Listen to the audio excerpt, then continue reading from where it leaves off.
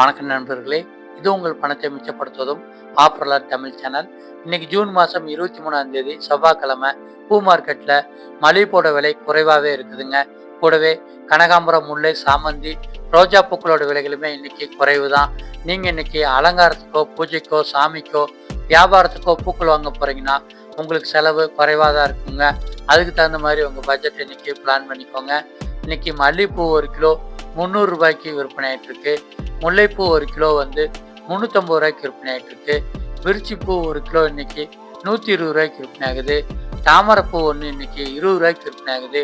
துளசி 1 கட்டு 20 ரூபாய்க்கு விற்பனை ஆகிட்டு இருக்கு. கதம்பம் 1 முழம் 50 ரூபாய்க்கு விற்பனை ஆகிட்டு இருக்கு. மருதுப்பூ 1 கிலோ 50 ரூபாய்க்கு விற்பனை ஆகுது. கோழிக்கொண்டை பூ 1 கிலோ 50 ரூபாய்க்கு விற்பனை ஆகுது. வாடாமல்லி 1 கிலோ 60 ரூபாய்க்கு விற்பனை ஆகுது. பன்னீர் ரோஜா 1 கிலோ 100 ரூபாய்க்கு விற்பனை ஆகுது. சாமந்தி மஞ்சள் 1 கிலோ 110 ரூபாய்க்கு விற்பனை ஆகுது. சம்மங்கி பூ 1 கிலோ 110 ரூபாய்க்கு விற்பனை ஆகுது. ஊட்டி ரோஜா 1 கிலோ 130 ரூபாய்க்கு விற்பனை ஆகுது. அரளிப்பூ 1 கிலோ 140 ரூபாய்க்கு விற்பனை ஆகுது. சாமந்தி வெள்ளை 1 கிலோ 200 ரூபாய்க்கு விற்பனை ஆகிட்டு இருக்குங்க. பூக்களோட விலைகள் நேற்று இருந்த அதே விலையிலே இன்னைக்கு நீடிச்சுக்கிட்டு இருக்கு. அடுத்து மூர்த்த நாள் வர்றதுனால பூக்களோட விலைகள் அதிகமாகிறதுக்கு அதிகமான வாய்ப்பு இருக்குங்க.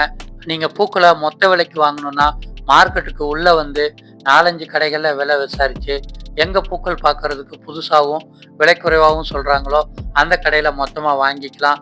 குறைவாக வாங்கணும்னா மார்க்கெட்டுக்கு வெளியவே பூவாகவும் மாலையாகவும் கட்டி விற்கிறாங்க, அந்த இடத்துல நீங்கள் வாங்கிக்கலாம்.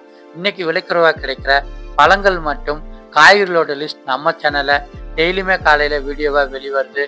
சேனலை நீங்கள் சப்ஸ்கிரைப் பண்ணிட்டீங்கன்னா மார்க்கெட்டுக்கோ கடைக்கோ போகிறதுக்கு முன்னாடி இன்னைக்கு என்னென்ன பொருட்கள்லாம் விலை குறைவாக கிடைக்குதுன்னு தெரிஞ்சுக்கலாம். அந்த பொருட்கள் வாங்குறது மூலமாக செலவுகளை குறைச்சி லாபத்தை அதிகரிச்சுக்கலாம். நன்றி.